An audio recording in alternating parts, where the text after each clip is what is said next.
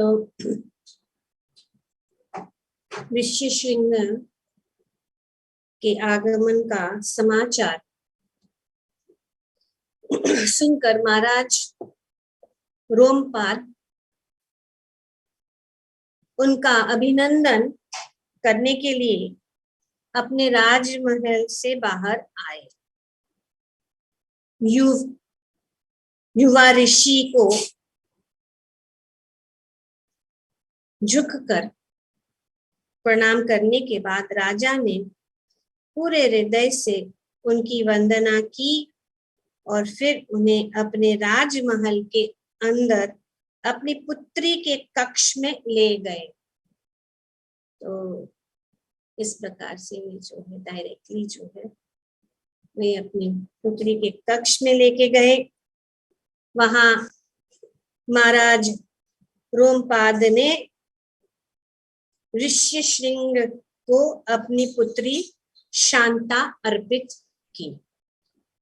तो महाराज रोमपाद ने ऋष्यशृंग को अपनी पुत्री अर्पण की। ऋषि को अत्यंत संतुष्ट देखकर राजा ने अनुरोध किया, कृपया कर मुझे ये वरदान दे कि आपके छल कपट पूर्वक प्रलोभित करके जिस प्रकार आपने आपके घर से यहाँ मेरे राज्य में लाया गया है, उसके लिए आप या आपके पिता प्रतिकार नहीं करे। अभी उन्होंने समालोचना की कि जिस प्रकार से छल कपट से आपको लाया गया, उसके लिए आप हमें क्षमा कीजिए और आप और आपके पिता जो है हमें वरदान। ऋष्यशृंग ने राजा को आश्वासन दिया और फिर बहुत धूमधाम से विवाह संपन्न किया गया। विवाह के पश्चात राजा रोमपाद के महल में राजसी ठाट बाट के साथ प्रसन्नता पूर्वक वे रहने लगे। तो इस प्रकार से जो है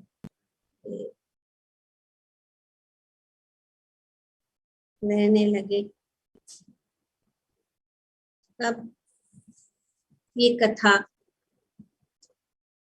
श्री सुमंत्र जी ने दशरथ महाराज को बताई, और जब उन्होंने इस प्रकार से इस जो कथा को बताए,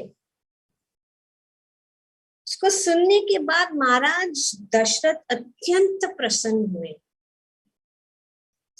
वह समय गवाए बिना अपने नौकर चाकर के साथ अंग प्रांत के लिए रवाना हो गए।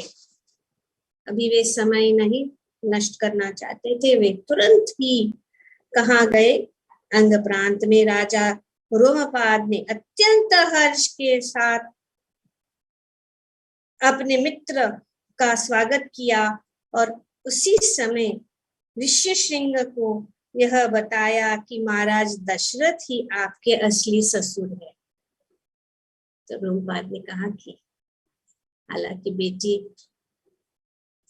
मेरी थी और मैं उनका पालन पोषण कर रहा था, लेकिन असल में तो बेटी तो महाराज दशरथ ही है और वे ही आपके असली ससुर है। उन्होंने ऋष्यशृंग को इस प्रकार से लगभग एक सप्ताह तक राजा रोमपाद के आतिथ्य सत्कार का आनंद उठाने के बाद महाराज दशरथ ने अपने मित्र से कहा, उनके हृदय में, उनके मन में, उनको जो दुख था, वे जो है अभी वे जो है महाराज रोमपाद जो के बहुत ही अच्छे मित्र थे।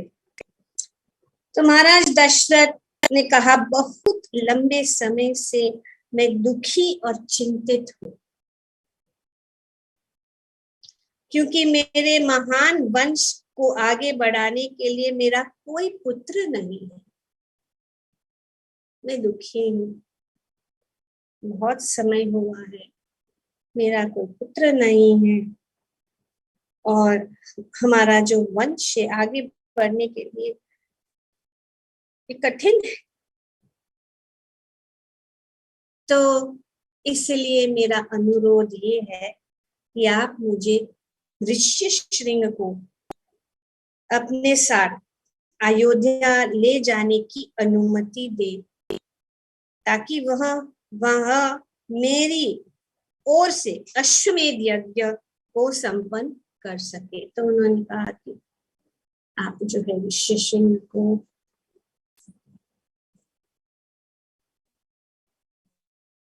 मेरे साथ अयोध्या ले जाने की अनुमति दे, ताकि मैं अश्वमेध यज्ञ संपन्न कर सकूं। रोमपाद खुशी खुशी मान गए और इस प्रकार महाराज दशरथ अपने साथ ऋष्यशृंग और शांता को लेकर अपने राजधानी लौटे। वसंत का समय आरंभ होते समय महाराज विनम्रता पूर्वक ऋषि के पास गए और उसने यज्ञ संपन्न करने के लिए मार्गदर्शन करने का अनुरोध किया। इस प्रकार तैयारियां आरंभ हो गई और सरयू नदी के उत्तरी तट पर यज्ञ के लिए एक स्थान का चुनाव किया गया। दशरथ ने पहले आमंत्रण राजा जनक को भेजा, क्योंकि वह यह जानते थे कि राजा जनक ही उनके पुत्रों के भावी ससुर होंगे। तो इस प्रकार से राजा जनक कौन है? अब ये अश्वमेध यज्ञ की तैयारी का वर्णन किया जा रहा है।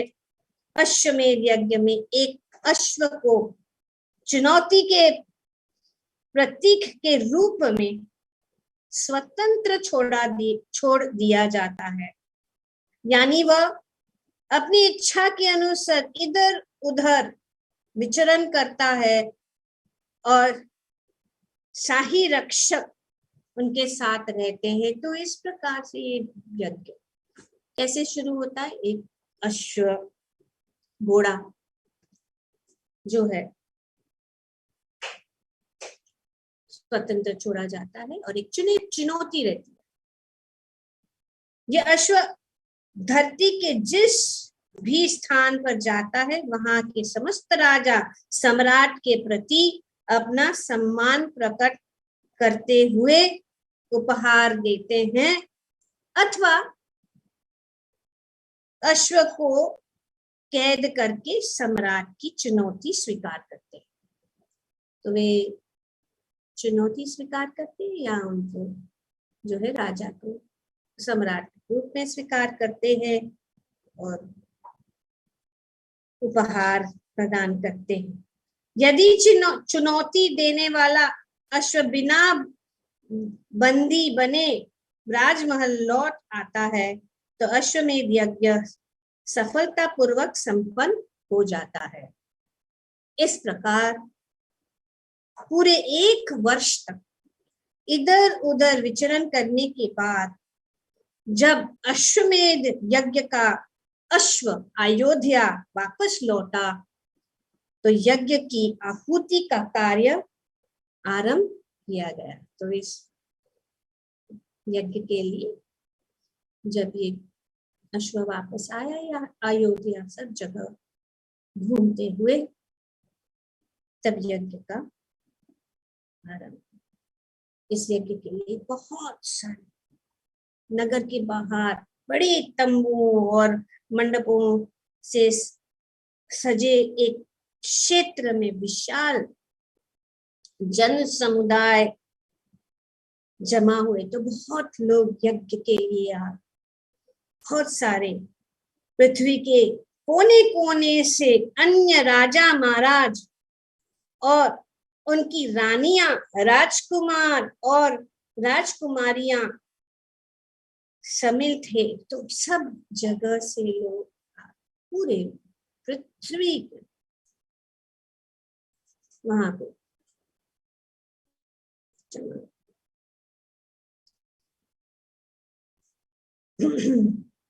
इस स्थान के बीच में आहुति की अग्नि प्रज्वलित थी, जिसके चारों ओर बैठे हुए ब्राह्मण वैदिक मंत्रों का पाठ कर रहे थे। तो ये दृश्य का वर्णन किया जा रहा है कि किस प्रकार से ये यज्ञ किया गया था।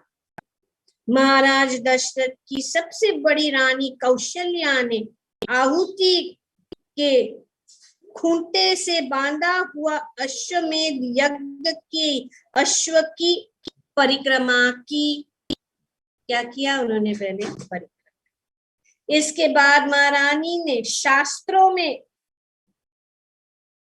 दिए गए निर्देश के अनुसार एक तलवार के 3 प्रहार से अश्व का सिर काट दिया। तो इस प्रकार से महारानी कौशल्या ने शास्त्रों के अनुसार, शास्त्रों की विधि विधानों के अनुसार अश्व का सिर काट दिया।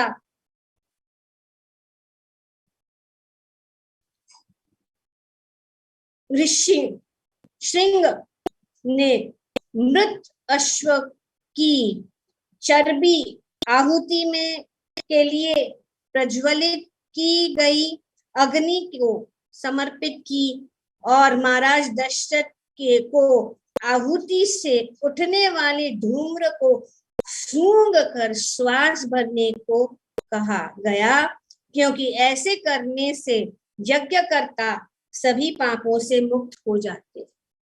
तो अब ये आहुति ऋष्यशृंग ने मृत अश्व को उस अग्नि में चर्बी आहुति दी और जो धुआं उत्पन्न हो रहा था, उन्होंने महाराज दशरथ को कहा कि उसको श्वास लेके सूंघ के अपने अंदर ले। इससे क्या होता है? समस्त पापों से मुक्त हो जाता है। इसके बाद सहायक पुरोहितों ने अश्व के अन्य पैरों को आहुति की अग्नि को अर्पित किया।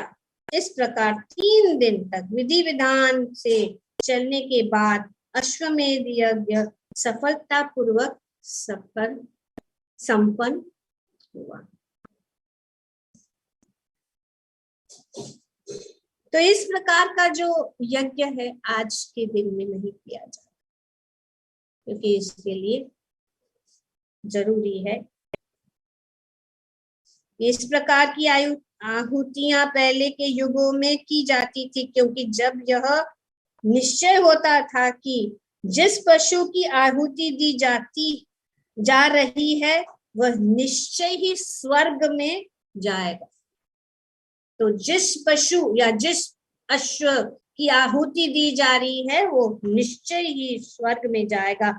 इस प्रकार की आहुतियां और बलियों की सफलता ऐसे ब्राह्मणों की शक्तियों पर निर्भर है। तो आजकल ऐसे पवित्र शुद्ध ब्राह्मण भी नहीं है और ब्राह्मणों की शक्ति पर निर्भर होती है, जो अपने अद्वितीय धर्मपरायणता के बल पर मंत्रों का आदर्श रूप से पाठ कर सकते थे और आहुतियां स्वीकार करने के लिए देवताओं को आमंत्रित कर सकते थे। तो इस प्रकार से उनकी मंत्र की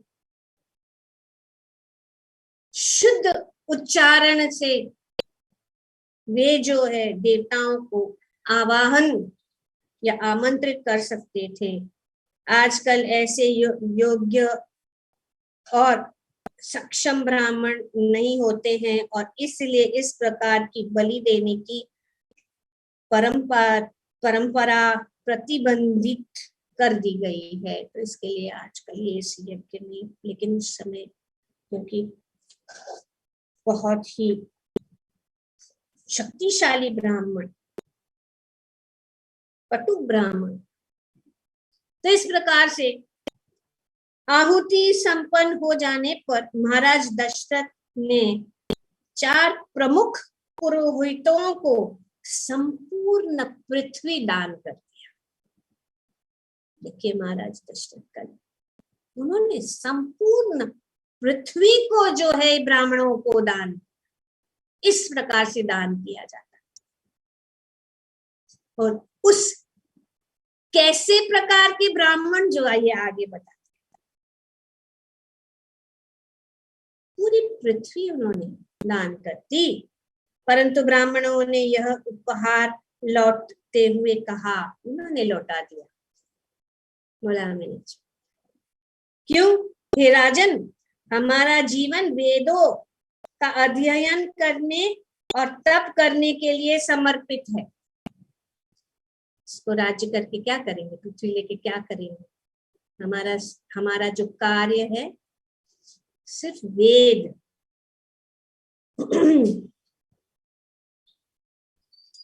और का अध्ययन और तप करने के लिए समर्पित है, और राजकाज के कार्य में हमारी कोई रुचि नहीं है। कृपया कर हमें ऐसा उपहार दे जो हमारे लिए उपयोगी है, जैसा कि गाय या स्वर्ण। इसके बाद ऋष्यशृंग महाराज दशरथ के पास गए और बोले, अभी ये अश्वमेध यज्ञ हो गया, सफल हो गया। अब ऋष्यशृंग जो है महाराज दशरथ के पास जाते हैं और कहते हैं कि हे राजन, निश्चित ही आपके 4 यशस्वी पुत्र होंगे। अभी ये भविष्यवाणी है, तो जानते कि आपके जीवन में ये 4 जो पुत्र है वे जरूर होंगे, परंतु मेरा प्रस्ताव है कि आप एक अन्य यज्ञ करें, जिसे पुत्रेष्टि यज्ञ कहा जाता है, और जिसे पुत्र रत्न के फल की प्राप्ति के उद्देश्य से ही किया जाता है। तो उन्होंने एक उपाय दिया कि ठीक है, आपके जो जीवन में 4 पुत्र जो है लिखा हुआ, लेकिन यहाँ पे क्यों नहीं हो रहा, ये रुकावट है। इसके लिए आपको एक उपाय है कि आप एक पुत्रेष्टि यज्ञ करें, ताकि आपका इस फल को आप प्राप्त करें और आपके उद्देश्य जो है, इस उद्देश्य से कि आपको पुत्र प्राप्त हो, आप ये यज्ञ करें। महाराज दशरथ तत्काल ये यज्ञ करने के लिए सहमत हो गए, और अश्वमेध यज्ञ के संपन्न होने के शीघ्र बाद ही पुत्रेष्टि यज्ञ आरंभ कर दिया गया। तो इस प्रकार से अश्वमेध यज्ञ के बाद महाराज दशरथ ने ऋष्यशृंग के आदेश के अनुसार, सलाह के अनुसार, उन्होंने जो है ये पुत्रेष्टि यज्ञ आरंभ किया। अब परिस्थिति ऐसी है कि देवता जो है परेशान है। तो इसी बीच देवताओं ने के प्रतिनिधि भगवान ब्रह्मा के पास गए और बोले, हे परमपिता,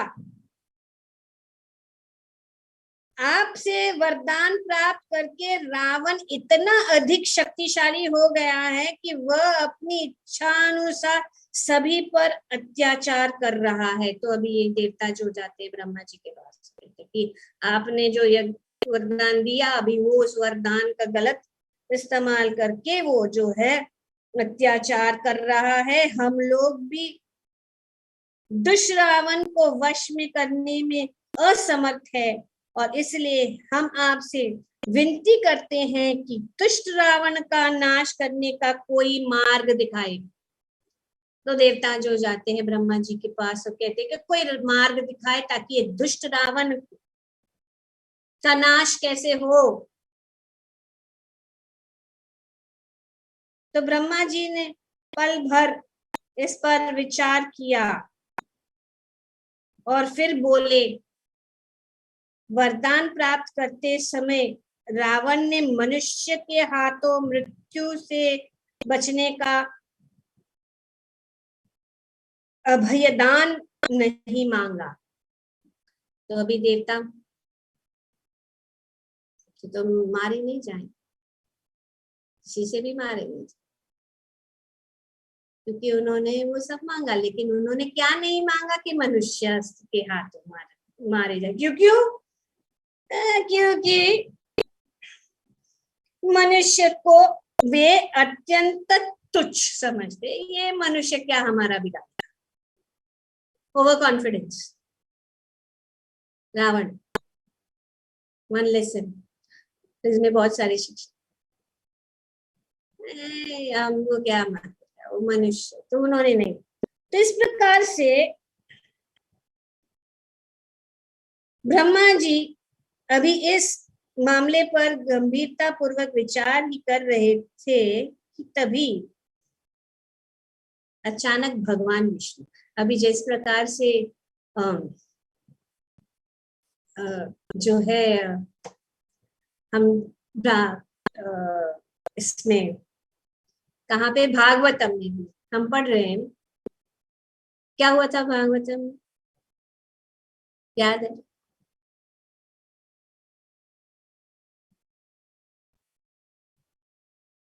कौन था? स्वयं भुव मनु ने ब्रह्मा जी से कहा कि अरे तो पृथ्वी तो क्या है, रसातल के। और ब्रह्मा जी ऐसे सोच ही रहे थे कि तुरंत भगवान प्रकट हो गए उनकी नासता से। इसी प्रकार यहाँ पे ब्रह्मा जी सोचने लगेगा कि तुरंत भगवान आ, सोच ही रहे थे कि इसका उपाय क्या करे। ब्रह्मा जी अभी इस मामले पर गंभीरता पूर्वक विचार ही कर रहे थे कि तभी अचानक भगवान विष्णु अपने वाहन गरुड़ पर सवार होकर वहां पहुंच गए। देखिए भगवान तत्पर है अपने भक्तों, देवता इतने प्रिय है, भगवान तत्पर है उनके उनके लिए, उनकी सेवा, उनको जो है सुरक्षा प्रदान करने के। तो तुरंत भगवान वहां पे पहुंच गए। अनेक सूर्य के समान तेज वाले चतुर्भुजाधारी 4 भुजाओं वाले भगवान ने दैत्यमान केसरी रंग के वस्त्र धारण किए हुए थे और उनके हाथों में शंख चक्र गदा और कमल का एक पुष्प था। तो भगवान वहां पे आ गए।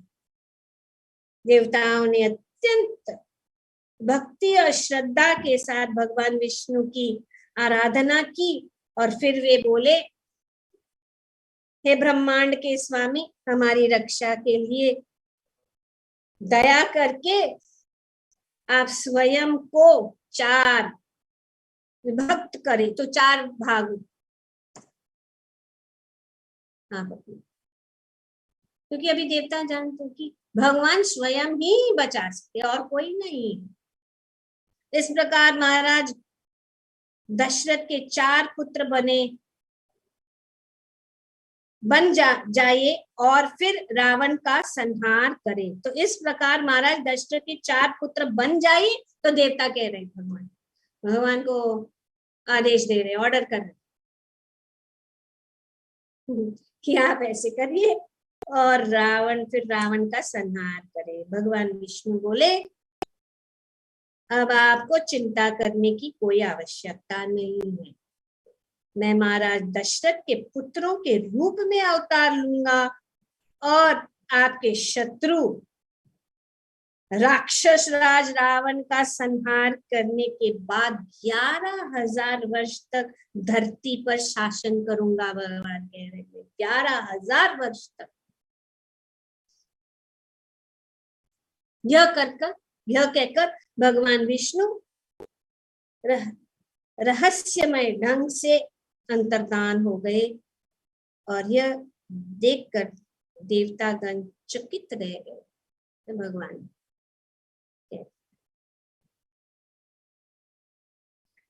अब वापस यज्ञशाला में आते हैं। इस बीच महाराज दशरथ द्वारा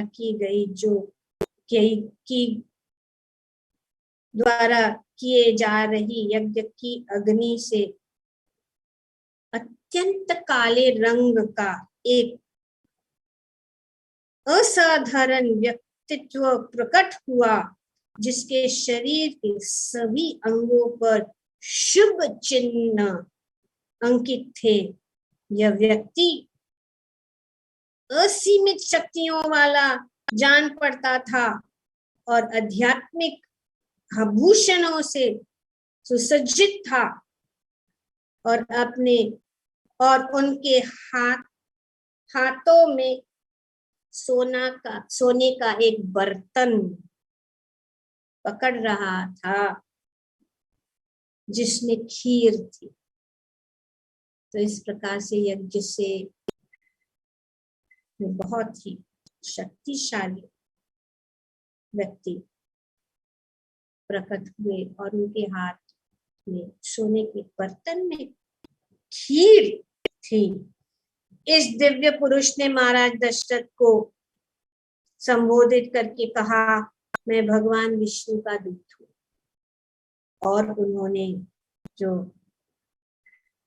प्रस्थान की मुद्रा में दोनों हाथ जोड़कर महाराज दशरथ बोले, हे विष्णुदूत, कृपा कर आदेश दे, मैं क्या सेवा कर सकता हूँ।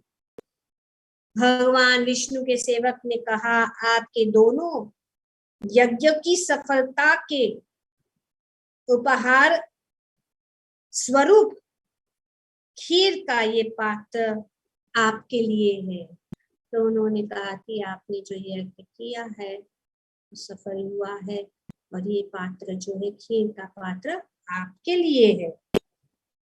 इसके 3 हिस्से अपनी तीनों पत्नियों को दे। तो उन्होंने कहा कि अब आप ये जो 3 हिस्से बनाकर अपनी तीनों पत्नियों को दे, उनसे आपके 4 पुत्र रत्न प्राप्त होंगे जो अनंत काल तक आपके यश को बढ़ाते रहेंगे। तो इस प्रकार से उन्होंने कहा। महाराज दशरथ ने कृतज्ञता प्रकट करते हुए प्रसाद का पात्र स्वीकार किया और फिर श्रद्धा पूर्वक विष्णु दूत की परिक्रमा की और भगवान विष्णु का दूत अचानक अंतर्धान हो गया। राजा बिना समय गवाए तत्काल अपनी पत्नियों के पास गए और उन्हें प्रसाद खिलाया, क्योंकि वह पुत्र प्राप्त करने के लिए अत्यंत उत्साह थे, उतावले थे। महाराज दशरथ ने सबसे पहले खीर का आधा हिस्सा अपने सबसे बड़ी पत्नी कौशल्या को दी। तो उन्होंने क्या किया, आधा हिस्सा अपने सबसे बड़ी पत्नी कौशल्या को दिया। इसके बाद उन्होंने 1/4 खीर सुमित्रा को और खीर का 8वां हिस्सा सबसे छोटी पत्नी कैकेयी को दिया। तो इस प्रकार से उन्होंने इन तीनों पत्नियों को बीच में एक खीर को बांटा। कुछ सोच विचार करने के बाद राजा ने बचा हुआ 8वां हिस्सा सुमित्रा को दे दिया। तो इस प्रकार से उन्होंने इस खीर को अपनी पत्नियों के बीच में बांट लिया। सभी रानियां अत्यंत प्रसन्न हुई, क्योंकि अब उन्हें यह विश्वास हो गया था कि शीघ्र ही वे माताएं बनी जाएंगी। उन्होंने अत्यंत उत्साह पूर्वक अपने अपने हिस्सों का प्रसाद ग्रहण किया और फिर नित्य समय बाद प्रत्येक रानी को अपने गर्भ में दिव्य संतान की उपस्थिति का अनुभव हुआ। महाराज दशरथ को जब यह पता चला कि उनकी पत्नियां गर्भवती है तो वे भी अत्यंत प्रसन्न हो उठे।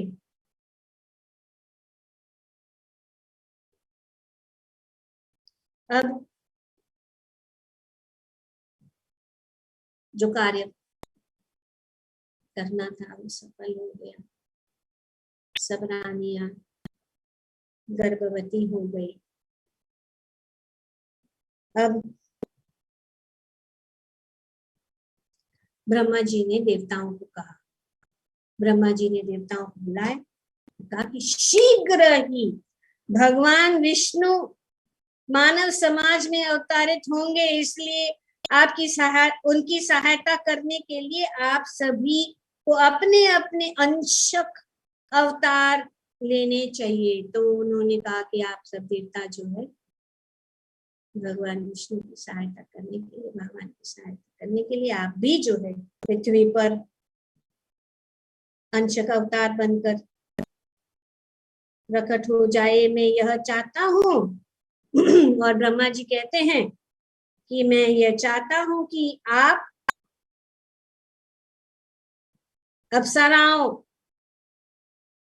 बंदरियों, यक्षों, नागों, विद्याधरों और किन्नरों के साथ सहयोग करके दिव्य बंदरों की एक नस्ल निमित्त करो। तो एक पूरा जो है, एक पूरा रेस बना दो, वन रेस ऑफ पीपल।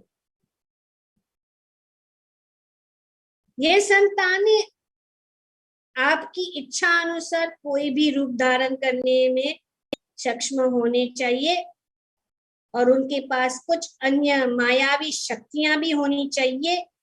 इसके अतिरिक्त वे अत्यंत बुद्धिमान होने चाहिए और उन्हें अस्त्र शस्त्र के संचालन का श्रेष्ठ ज्ञान भी होना चाहिए। उनके पास आपके समान शक्ति होनी चाहिए और साथ ही उनके दैविक शरीर होने चाहिए। तो इस प्रकार से भगवान ने सभी देवताओं को कहा कि आपके अंश जो है प्रकट हो जाइए भगवान की सहायता करने के लिए। ये आदेश प्राप्त करने के बाद इंद्र ने वाली के रूप में, सूर्य ने सुग्रीव, बृहस्पति ने तारा, कुबेर ने गंधमादन, विश्वकर्मा ने नल और अग्नि ने नील के रूप में संतानें उत्पन्न की। अश्विनी कुमारों ने मेधा और द्विविधा, वरुण ने सुषेण और वायु ने हनुमान का अवतार धारण किया। तो इस प्रकार से भगवान के प्राकट्य के पहले ही भी साथ साथ जो है सभी देवता जो है उनके अंश रूप में प्रकट हुए। इस प्रमुख वानरों के अतिरिक्त भगवान विष्णु के आदेश से सहायक करने के लिए अनेक हजार देवताओं ने संतानों को जन्म दिया। इसके लिए बहुत सारे जो है इस प्रकार से संतान उत्पन्न हो गए और इस प्रकार से जिन देवगणों ने वानरों के रूप में इस संतानों का उत्पन्न किया, उन्हीं के समान इन वानरों का जन्म गर्भधारण के तुरंत बाद ही हो गया और वे इतने अधिक शक्तिशाली थे कि वे अपने असाधारण ऊर्जा के बल पर समुद्र तक के को आंदोलित कर सकते थे। तो इस तुरंत प्रकट हुए बिना कोई समय। देवगण ने असल में 3 प्रकार के जीवों की सृष्टि की। पहले ब्रह्मा जी के मुंह से, जिस समय ब्रह्मा जी जांबाई ले रहे थे, भालुओं के राजा जाम्बवन निकले। ये भालू पहले प्रकार के जीव थे और अन्य दो प्रकार के जीव बंदरों के रूप में प्रकट हुए, जिनमें से एक प्रकार के बंदरों की गायों की तरह लंबी पूंछें थी। धरती पर इस भालुओं और बंदरों की संख्या 1 करोड़ से भी अधिक थी, और जिस समय ये प्राणी जंगलों में नाना प्रकार के फल और कंदमूल खाने के लिए भटकते, उस समय अपनी भाग दौड़ से वे पृथ्वी को रौंद डालते थे, पृथ्वी हिले जाती थी। इतने करोड़ों करोड़ों जो यहाँ पे वर्णन किया जा रहा है, देवता गण अनेक अनेक रूप में प्रकट हुए। अब इस बीच अभी आते हैं वापस अयोध्या, सब तैयारी हो रही है भगवान के प्राकट्य की। तो इस बीच पुत्रेष्टि यज्ञ के समय आहुतियां स्वीकार करने के लिए आए हुए साक्षात देवगण, सहायता करने वाले पुरोहितों, ऋष्यशृंग व शांता और साथ ही सभी आमंत्रित अतिथि गण यज्ञ के पूर्ण हो जाने के बाद अपने अपने घरों को लौट गए। तो यज्ञ हो गया, सब लोग अपने अपने घर लिए। फिर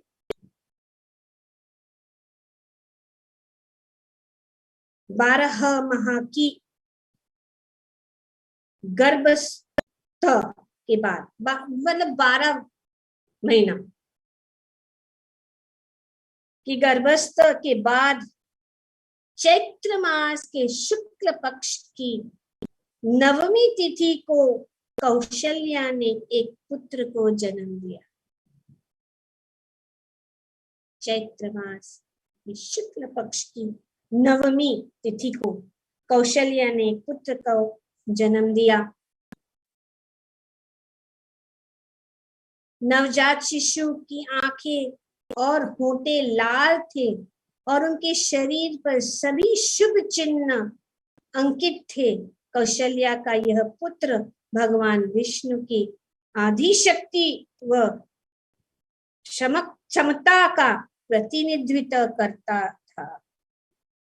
शीघ्र ही भगवान विष्णु की चौथाई शक्ति व क्षमता का प्रतिनिधित्व करने वाले एक शिशु महाराज दशरथ की सबसे छोटी पत्नी कैकेयी के पुत्र के रूप में पैदा हुए। तो फर्स्ट कौशल्या और फिर कैकेयी। इसके लिए तो कैकेयी चाहती थी कि जो है भरत जो है राजा, कैकेयी के पुत्र के जन्म लेने के 2 दिन बाद सुमित्रा ने जुड़वा संतानें को जन्म दिए, जिसमें से प्रत्येक बालक भगवान विष्णु की शक्ति व क्षमता के 8वें हिस्से का प्रतिनिधित्व करता था।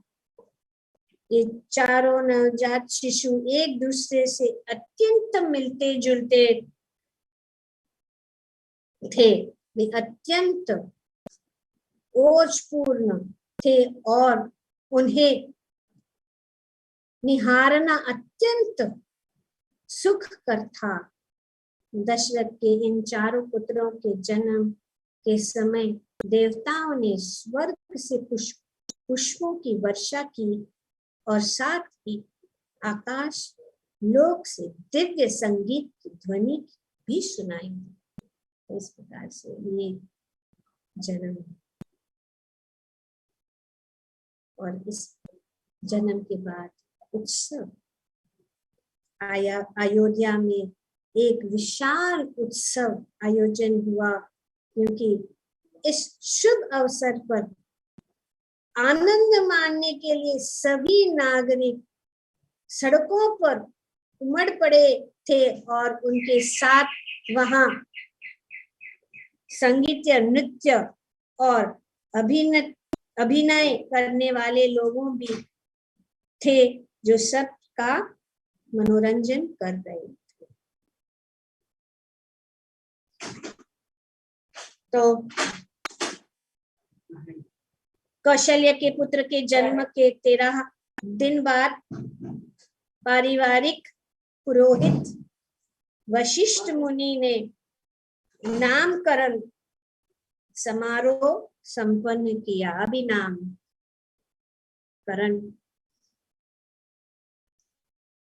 इन अत्यंत सौभाग्यशाली मुनि ने कौशल्या के पुत्र का नाम राम,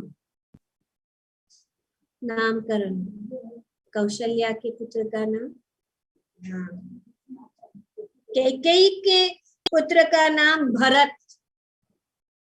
और सुमित्रा के जुड़वा पुत्रों के नाम लक्ष्मण और शत्रुघ्न रखे। तो इस प्रकार से नामकरण। अब आगे इसके बाद वशिष्ठ मुनि ने महाराज दशरथ के पुत्रों के समस्त शुद्धिकारक कर्मकांडों को संपन्न करने का दायित्व पूरा किया। तो उस प्रकार से उन्होंने अपने शुद्धिकरण, जो कर्मकांडीय जो कार्य है, जिसके अंत में जनेऊ पहनने का अनुष्ठान किया गया। वशिष्ठ मुनि ने के समक्ष मार्गदर्शन में ये चारों बालक वेदों का के ज्ञान ज्ञाता बने। तो ये वशिष्ठ मुनि उन्होंने वेद का ज्ञान, महान योद्धा बने और साथ ही समस्त दिव्य गुणों के भंडार भी बन गए। अपने जन्म से ही राम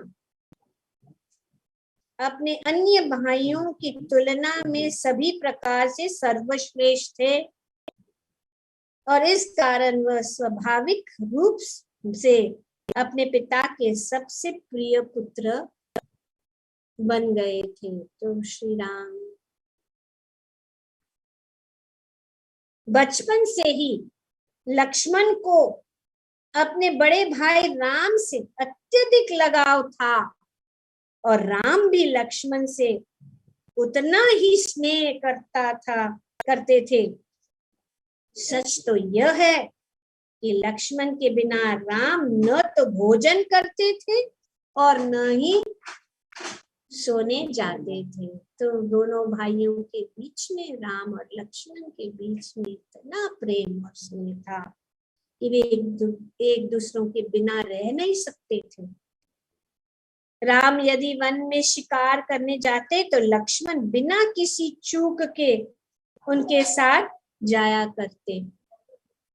इस प्रकार भरत और शत्रुघ्न भी एक दूसरे से अत्यंत स्नेह करते थे और उनको अलग करना संभव नहीं था। तो इस प्रकार राम और लक्ष्मण और भरत और शत्रुघ्न दोनों एक दूसरों से,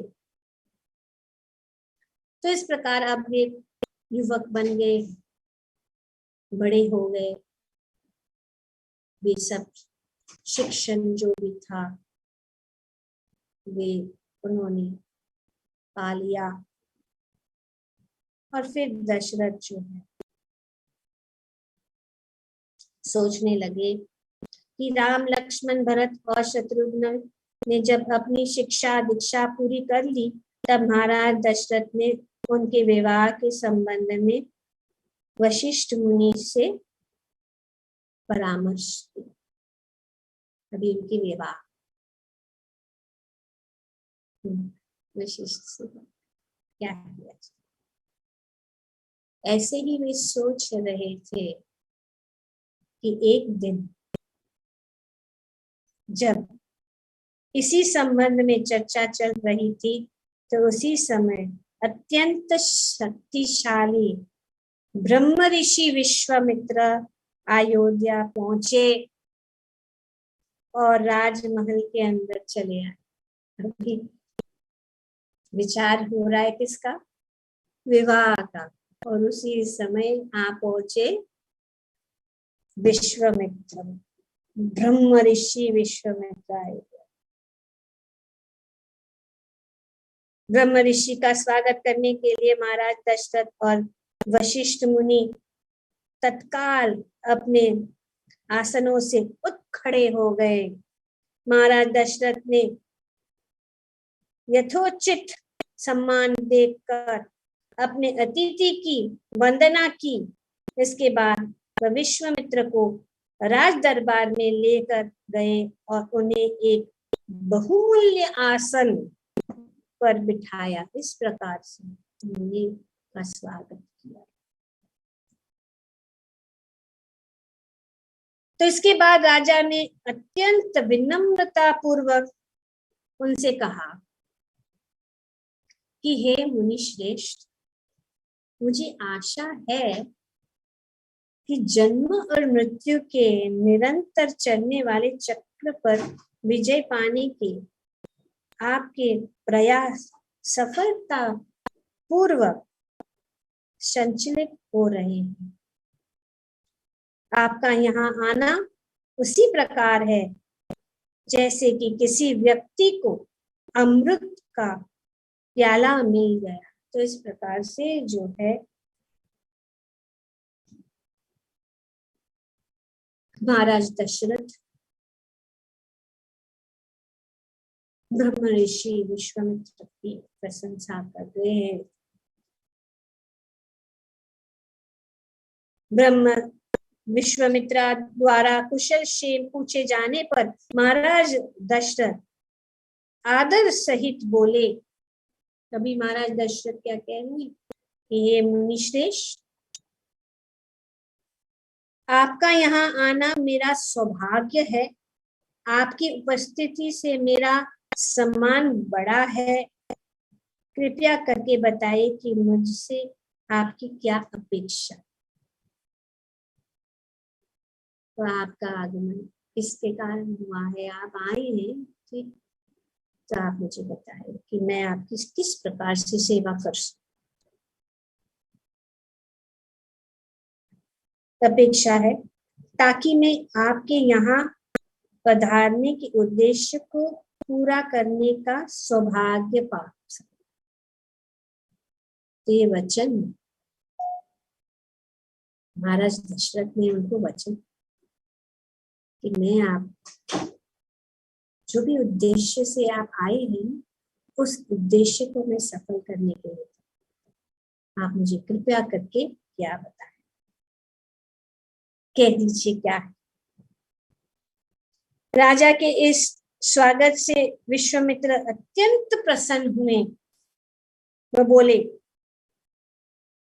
मैं एक महान यज्ञ कर रहा हूं, परंतु इससे पहले कि यह यज्ञ पूरा हो पाता है, मारीच और सुबाहु नामक दो दुष्ट राक्षसों ने इस यज्ञ को भंग कर दिया।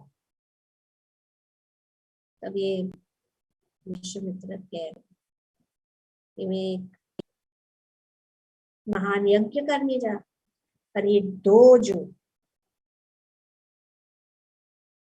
दुष्ट राक्षस वे क्या कर रहे, इस यज्ञ को भंग कर। मैंने यज्ञ पूरा करने के समस्त संभव प्रयास किए, परंतु उन राक्षसों ने हर बार यज्ञ वेदी पर मांस और रक्त गिराकर यज्ञ क्षेत्र को दूषित कर दिया और इस प्रकार मेरी सारे प्रयासों को निष्फल कर दिया। तो इस प्रकार से दोनों जो है जो मैं यज्ञ कर रहा हूँ उस यज्ञ में बाधाएं डाल रहे हैं और इस प्रकार से हमारा जो यज्ञ निष्फल हो रहा है। अब ये बात हो रही, महाराज मैं आपके पुत्र राम को अपने साथ ले जाना चाहता। बस मैंने कह दिया कि मैं जो हूँ मैं आपका पुत्र राम अपने साथ ले जाना चाहता हूँ, ताकि वह इन दोनों भयानक राक्षसों का संहार करके मेरे इस यज्ञ को सफलतापूर्वक संपन्न कर सके। तो उन्होंने कहा,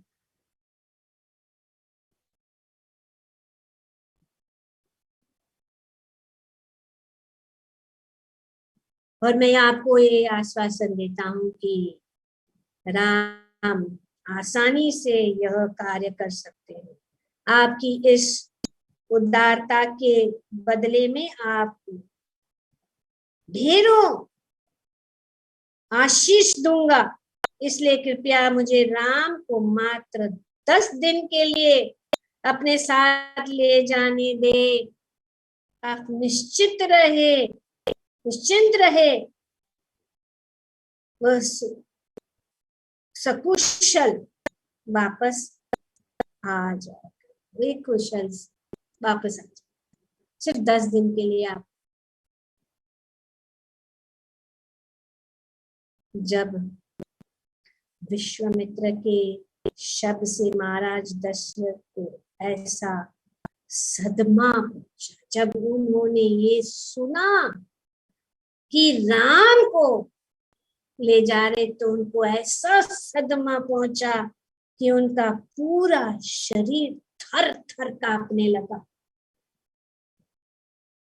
ब्रह्म ऋषि की बात पूरी होते ही महाराज दशरथ सिंहासन पर बैठे बैठे ही मूर्छित हो गए।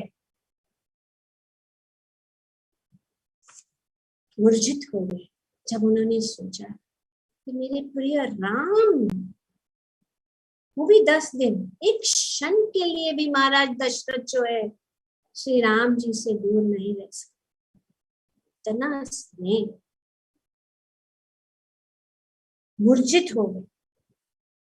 शीघ्र ही उनकी चेतना लौट गई, मूर्छित हो गए फिर शीघ्र। परंतु जैसे उनका मन में एक बार फिर से राम को खो देने का विचार आया, वह फिर से मूर्छित हो गए और जमीन पर गिर गए। एक बार मूर्छित हो गए, और जब उन्होंने सोचा कि राम को दूर हो जाएंगे मेरे से, वे जो है जमीन पर गिर, उन्हें आसन से जमीन पर गिर।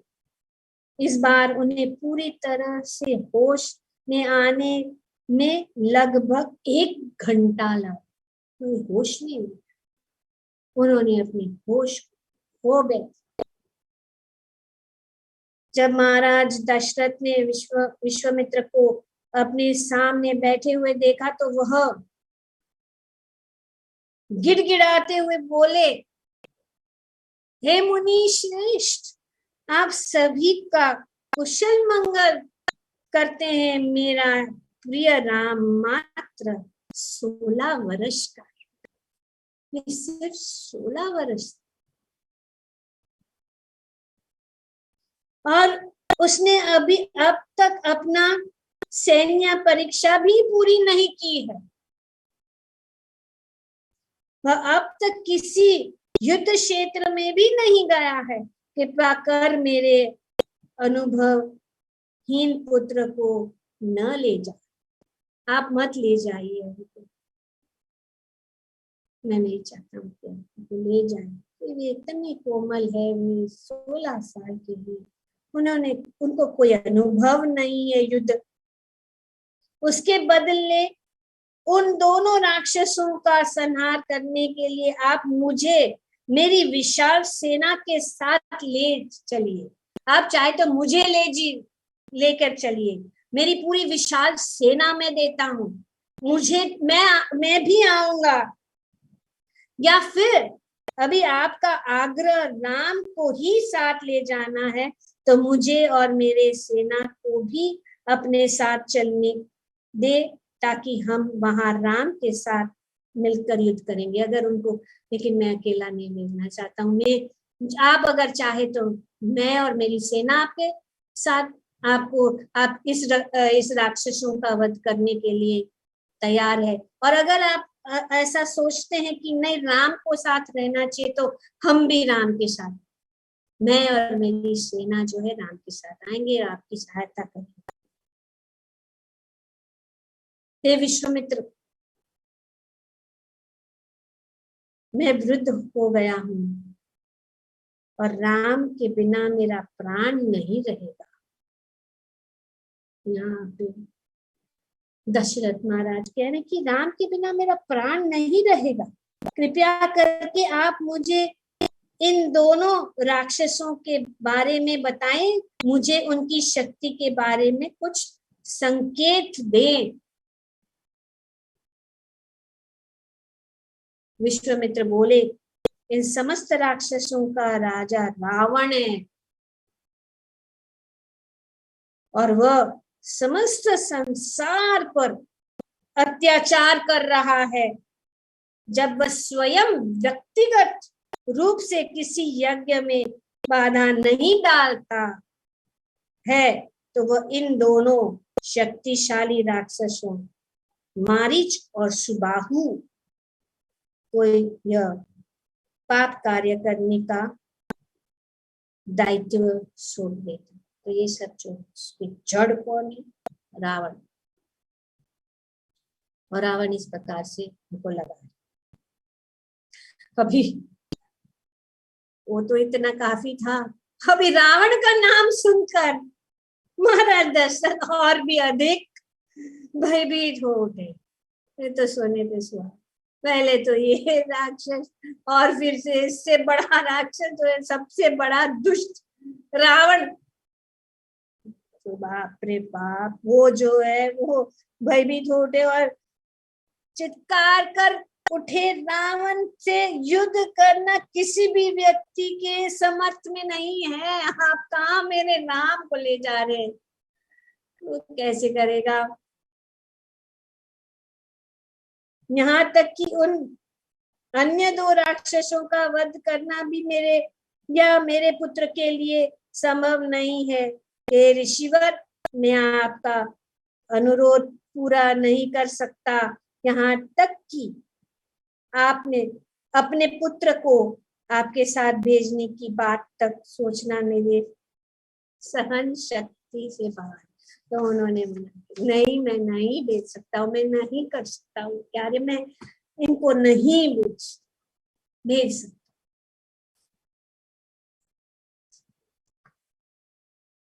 Someone skipping track of the time. Okay. You want to finish by 9, no, Mataji? If it goes 5 minutes more, that okay.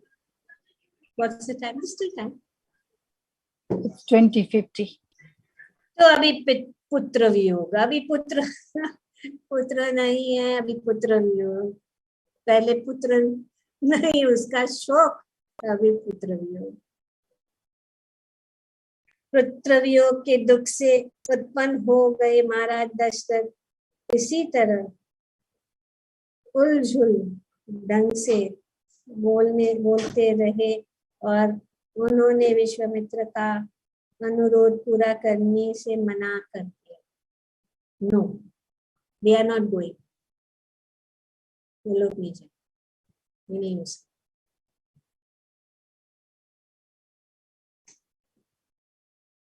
अभी ये अपमान हो गया,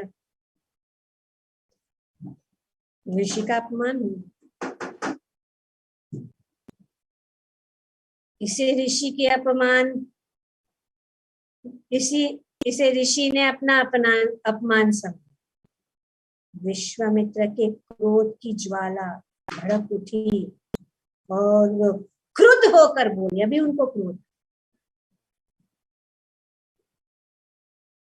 अरे मूर्ख राजा, तुम्हारे यह दुष्टता ही तुम्हारे संपूर्ण वंश के विनाश का कारण बनेगा। तो बोल दिया, तुमने मेरे उद्देश्य को पूर्ण करने में सहयोग देने का वचन दिया था, क्योंकि उन्होंने वचन दिया ना, जो भी आप जिस उद्देश्य से आए हैं मैं उसको पूरा करूंगा, लेकिन आपने अभी ये वचन दिया है और अब तुम अपने वचन को से पीछे हट रहे हो राघव वंश में एक ब्राह्मण के साथ इस प्रकार का व्यवहार आज से पहले कभी नहीं हुआ। अतः मैं इसी समय इस अधम स्थान को छोड़कर जाता हूं। तभी उन्होंने क्रोध आ गया। क्रोध से थर थर कांपते विश्वामित्र को देख संपूर्ण पृथ्वी इस प्रकार कांपने लगी कि स्वर्ग के देवता भी भयभीत हो।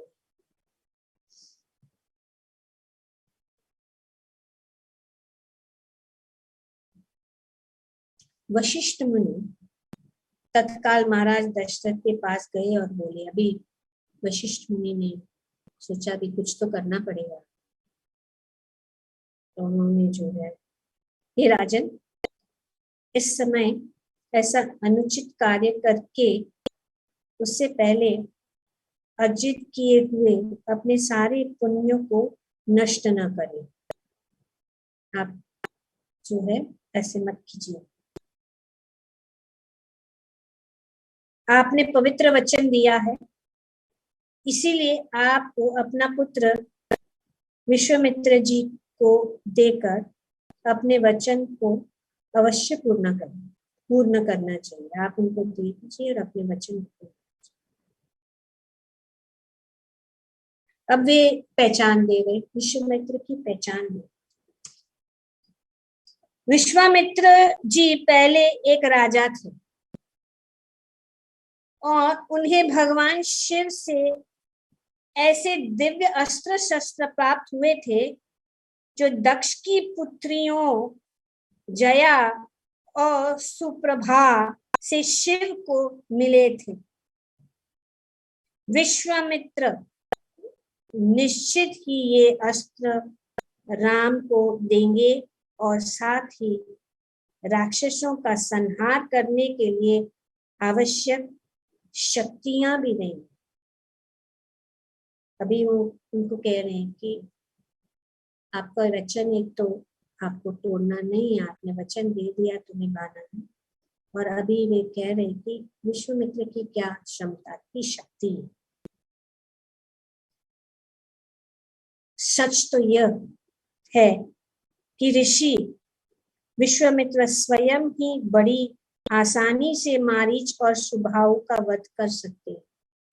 वो कर सकते, अगर उनके पास ये शक्ति है तो स्वयं कर सकते, परंतु वो आपसे सहायता मांग रहे हैं ताकि आपके पुत्र का यश बढ़े।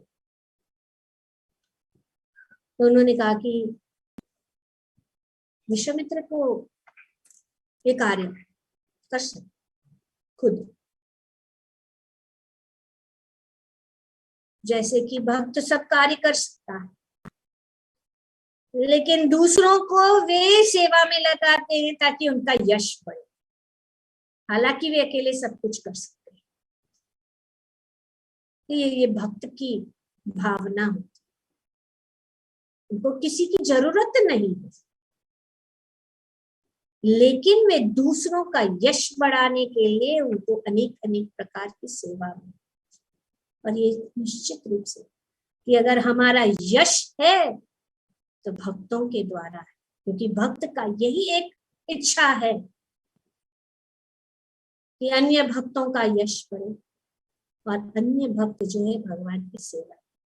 हमें ये इतनी शिक्षण है रामायण।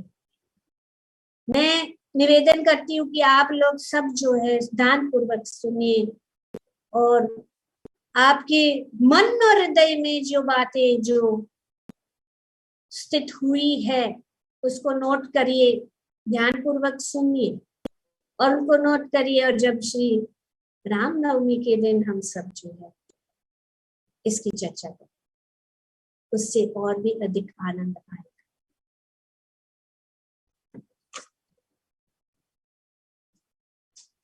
तो सच तो ये है कि ऋषि विश्वामित्र स्वयं ही बड़ी आसानी से मारीच और सुबाहु का वध कर सकते हैं, परंतु वह आपसे सहायता मांग रहे हैं ताकि अपने आपके पुत्रों का यश बढ़े। अपने गुरु से इन शब्दों को सुनकर महाराज दशरथ का भय दूर हो गया और उन्हें पुनः अपना मानसिक संतुलन और शांति प्राप्त कर ली। महाराज खुशी खुशी अपने पुत्र को विश्वामित्र के साथ भेजने के लिए तैयार हो गए और इससे ऋषि को भी संतोष। यहाँ पे हम रुक सकते हैं और कल आते हैं। ठीक है,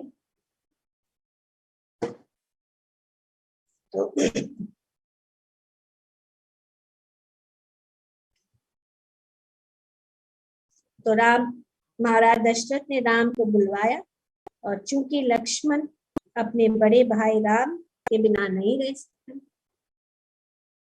थे, इसलिए वह भी राम के साथ आ गए। राजा ने संक्षेप में उन्हें ऋषि विश्वामित्र का अनुरोध कर सुनाया और स्नेहवश अपने पुत्रों की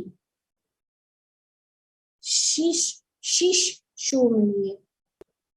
उनके बाद ऋषि वहां से चल पड़े और राम व लक्ष्मण अपने धनुषों के साथ उनके पीछे पीछे चलने लगे।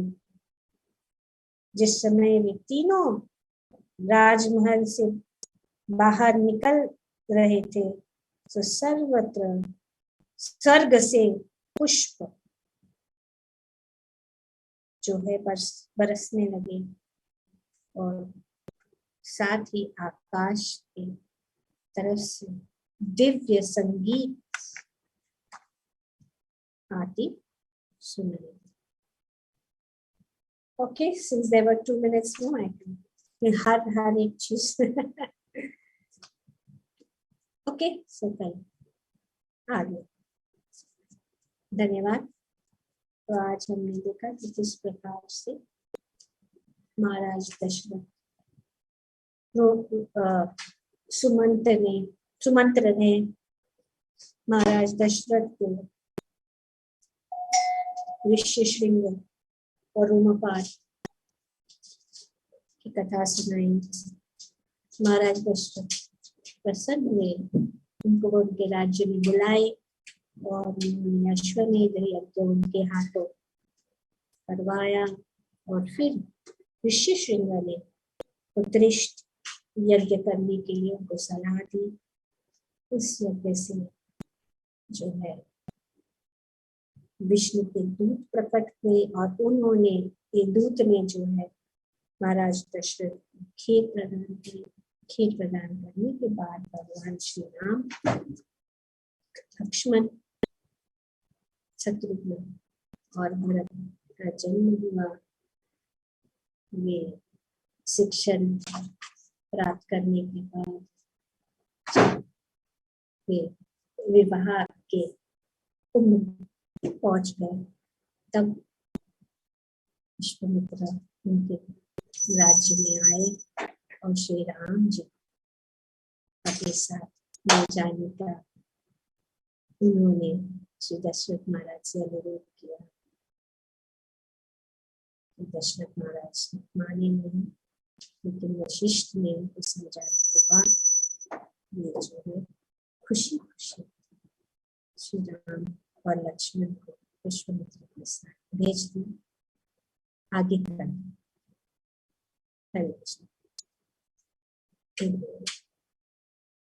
तो शायद कल हम बालकांड कंप्लीट करेंगे और फिर प्रवेश करेंगे अयोध्या। धीरे धीरे जितना भी हो सके। हमने कुछ ऐसा फिक्स नहीं किया, क्योंकि जितनी भी कथा हम सुनेंगे उतना ही अच्छा ही है। और यहाँ पे हम रुकेंगे अगले